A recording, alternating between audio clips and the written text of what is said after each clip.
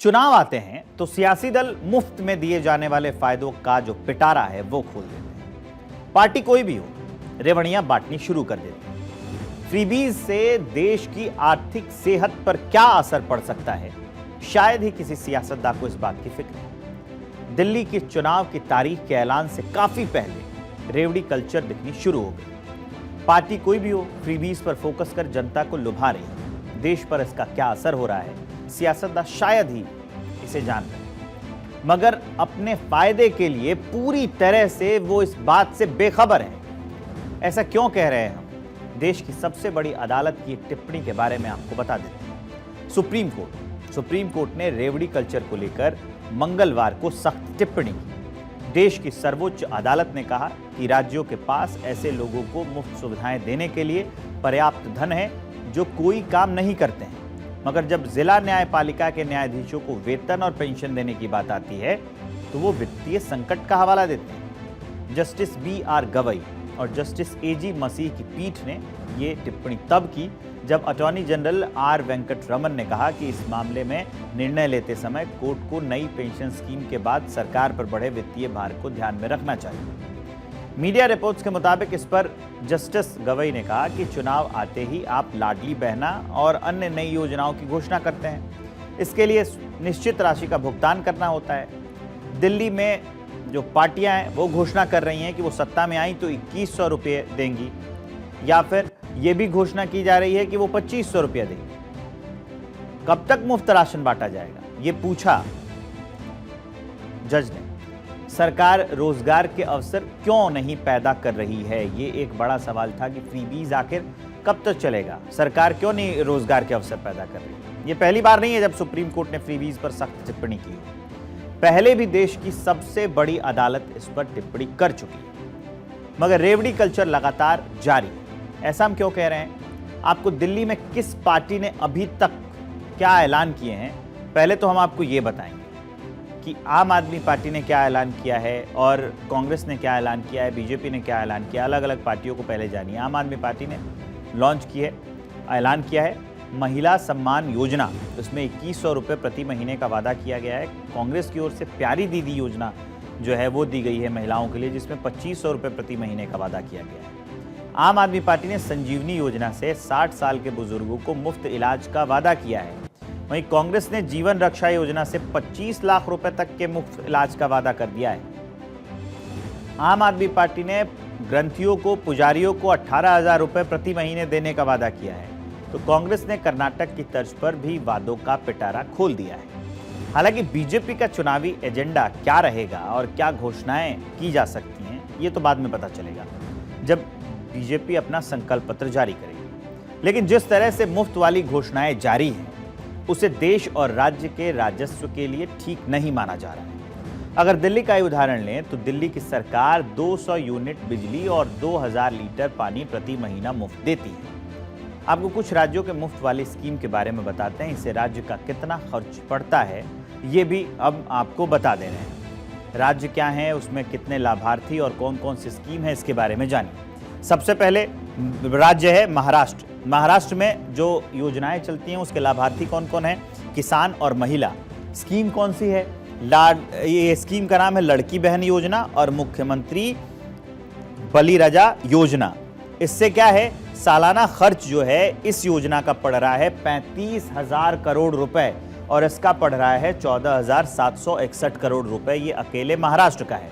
इसके अलावा मैं आपको दूसरे राज्यों के बारे में भी बता देता हूं। महाराष्ट्र से जब आगे चलेंगे तो आप तो झारखंड की बात कर ली जाए तो इसमें जो लाभार्थी हैं वो होते हैं महिला, और ये सभी के लिए योजनाएं यहाँ पर चलती हैं। स्कीम का नाम है, जो महिला हैं उनके लिए स्कीम का नाम है मैया सम्मान योजना। 16,800 करोड़ खर्च होता है इस पर। इसके अलावा 200 यूनिट मुफ्त बिजली जो सभी के लिए है, उसमें 260 करोड़ रुपए खर्च किए जाते हैं सालाना। इसके अलावा अगर हम बात करें तो पश्चिम बंगाल में अगर जो महिला लाभार्थी हैं उसके लिए योजना का नाम है लक्ष्मी भंडार स्कीम। इसमें 12,000 करोड़ रुपए सालाना खर्च किए जाते हैं, और जो सभी के लिए स्वास्थ्य स्कीम चलाई जाती है इसमें 2,000 करोड़ रुपए सालाना खर्च किए जाते हैं। अगला जो राज्य है उसकी बात करें तो मध्य प्रदेश में जो महिला लाभार्थी हैं उनके लिए लाडली बहना योजना चलाया जाता है, जिसमें 18,984 करोड़ रुपए सरकार खर्च करती है। इसके अलावा जो अटल गृह ज्योति योजना है वो सभी के लिए है, उसमें 3500 करोड़ रुपए सालाना सरकार की ओर से खर्च किए जाते हैं। आगे बढ़िएगा तो अगला राज्य जो है वो पंजाब है। पंजाब की बात कर लीजिए तो इसमें जो महिला लाभार्थी हैं इनके लिए फार्म सेक्टर के लिए मुफ्त बिजली दी जाती है, जिसमें 9,330 करोड़ रुपए खर्च किए जाते हैं। और सभी के लिए जो फ्री में बिजली देने की योजना है उसमें 7,780 करोड़ रुपए सालाना खर्च किए जाते हैं। इसके अलावा जो उसके बगल का राज्य है दिल्ली, वो उसको जानना काफ़ी अहम है। यहाँ पर जो बिजली की सब्सिडी है वो सभी के लिए है, उसमें 3600 करोड़ रुपए सालाना खर्च होते हैं। जो पानी की सब्सिडी है वो सभी के लिए है, इसमें 500 करोड़ रुपए सालाना खर्च होते हैं। मुफ्त बस सेवा जो सिर्फ महिलाओं के लिए है उसमें 440 करोड़ रुपए जो है वो सालाना खर्च होते हैं। ये आंकड़े हैं जिसमें मैंने आपको बताया कि किन राज्यों में लाभार्थी कितने हैं, स्कीम कौन कौन से हैं, खर्च कितना होता है। कुछ राज्यों की कुछ स्कीम हमने आपको बता दी। अगर सभी राज्यों की सभी स्कीम को देखेंगे तो सरकार पर हजारों करोड़ रुपए के राजस्व का असर पड़ रहा है।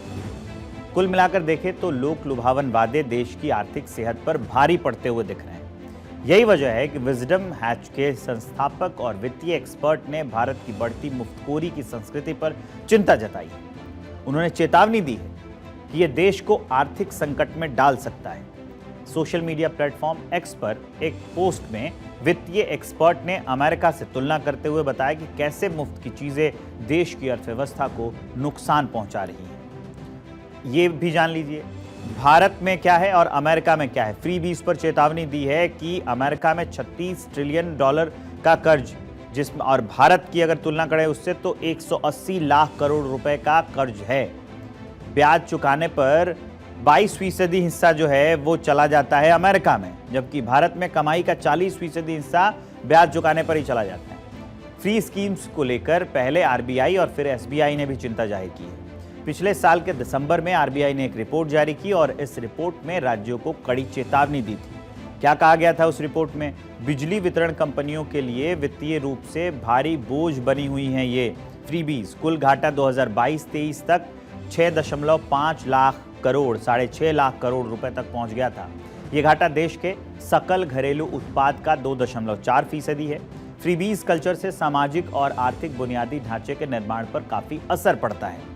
ऐसे ही चिंता पिछले सोमवार को एसबीआई ने जाहिर की थी। एसबीआई की रिपोर्ट के मुताबिक भारत के आर्थिक विकास पर फ्रीबीज का असर होता दिख रहा है, क्योंकि राज्य और केंद्र दोनों की तरफ से इंफ्रास्ट्रक्चर विकास पर होने वाले खर्च या पूंजीगत खर्च के लक्ष्य के मुताबिक नहीं किया जा रहा है ये, और इसका नतीजा विकास दर पर दिख रहा है।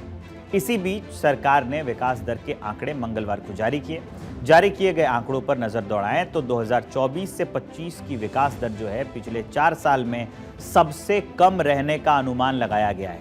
ये जो मेरे बगल में डेटा चल रहा है, आप देखेंगे इस ओर चल रहा है, यहाँ पर आप देखेंगे कि 2021 से 22 में 9.7 ग्रोथ रही थी, 2022-23 में 7% की ग्रोथ रही थी, 2023-24 में 8.2% की ग्रोथ रही थी, और जो 24-25 का साल है इसमें सबसे कम 6.4% की ग्रोथ रहने का अनुमान जताया गया है।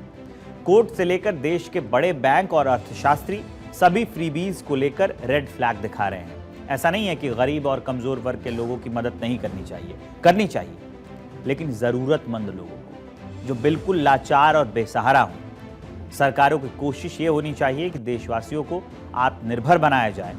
इसके लिए अच्छी योजनाओं की जरूरत है।